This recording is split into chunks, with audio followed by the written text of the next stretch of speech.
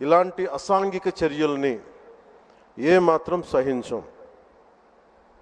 ముఖ్యంగా ఆడపిల్లల భద్రత ఈ రాష్ట్రానికి చాలా కీలకమైంది.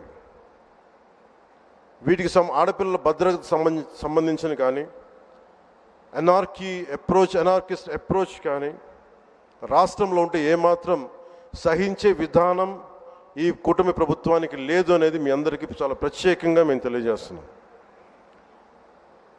వారికి కూడా బెదిరించే వాళ్ళకి ఈ సందర్భంగా ఒకటే తెలియజేస్తున్నాం, గొంతుకులు కోస్తాం, కుత్తుకలు కోస్తాం ఇలాంటి నినాదాలకి భయపడే వాళ్ళం ఎవరూ లేము ఇక్కడ. అలాంటివన్నీ చూసే మిమ్మల్ని మీలాంటి వాళ్ళని ఎదుర్కొని ఇక్కడ దాకా వచ్చాం. ఇలాంటి పిచ్చి బెదిరింపులు కానీ పనికి మాలిన బెదిరింపులు కానీ దయచేసి చేయకండి. తాటాక చప్పులకి ఇక్కడ ఎవరు భయపడేవారు లేరు. ఇంకా సంస్కారం ఉంది కాబట్టి, మాట మీద గౌరవం ఉంది కాబట్టి ఇంకా చాలా పద్ధతిగా మాట్లాడుతున్నాం. ముఖ్యంగా అధికార యంత్రాంగం అందరికీ right from constituency level to the state level, my appeal to all the officials, make sure you give us implement the good governance.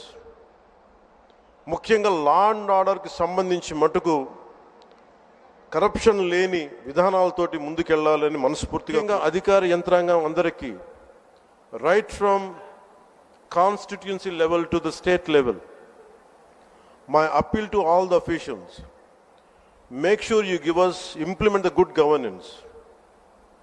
ముఖ్యంగా లా అండ్ ఆర్డర్కి సంబంధించి మటుకు కరప్షన్ లేని విధానాలతోటి ముందుకెళ్లాలని మనస్ఫూర్తిగా కోరుకుంటా ఉన్నాం. అలాగే ఏ విధమైన ఇబ్బందులు కలిగించినా, చాలామందికి ఒక ఆలోచన ఉండొచ్చు, మళ్ళీ ఆ ప్రభుత్వం వస్తే ఏమవుతుంది, ఆ ప్రభుత్వం రావట్లేదు. ఇది ఎందుకు చెప్తున్నానంటే, ఇది I want to give you confidence, I want to empower you. ఎందుకంటే మేమందరం ఇంక సహించడానికి సిద్ధంగా లేము ఇక్కడ. ఈ కూటమి ప్రభుత్వం తక్కువ మేము మాట్లాడుకుంది 15 నుంచి 20 ఏళ్ళు ఉండాలి. ఎందుకు అనుకున్నామంటే ఆంధ్రప్రదేశ్ వికసిత్ ఆంధ్రప్రదేశ్గా ఉండాలి, వికసిత్ భారత్లో